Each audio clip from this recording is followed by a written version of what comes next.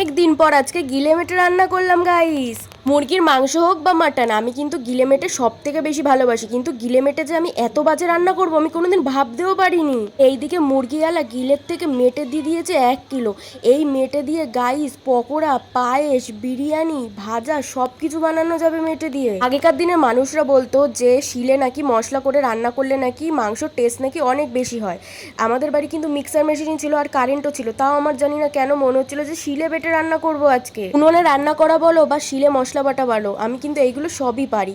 তারপর কিন্তু আমি আদা রসুন ভালো করে পিষে নিয়েছিলাম, তারপর কিন্তু জিরে আর শুকনো লঙ্কাও বেটেছিলাম, কিন্তু শুকনো লঙ্কা বেটে কিন্তু আমার হাত অনেক বেশি জ্বলছিল।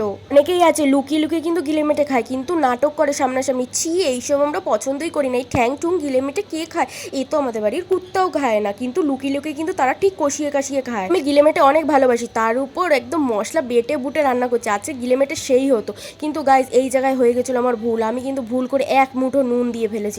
তো বাজে রান্না কেউ কি করে করতে পারে গাইজ? আমার জায়গায় অন্য কেউ রান্না করলে কিন্তু তাকে কথা শুনিয়ে শুনিয়ে আমি মেরে ফেলতাম।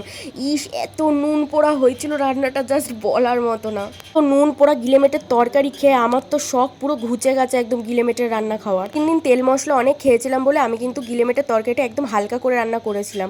আর সাথে কিন্তু একটু পুঁটি মাছ পেঁয়াজ দিয়ে ভেজেছিলাম, ডাল করেছিলাম গাইস। বেলা কিন্তু আমার মা গিলে মেটের তরকারিটা ভালো করে করেছিল, খিচুড়ি দিয়ে খেয়েছিলাম।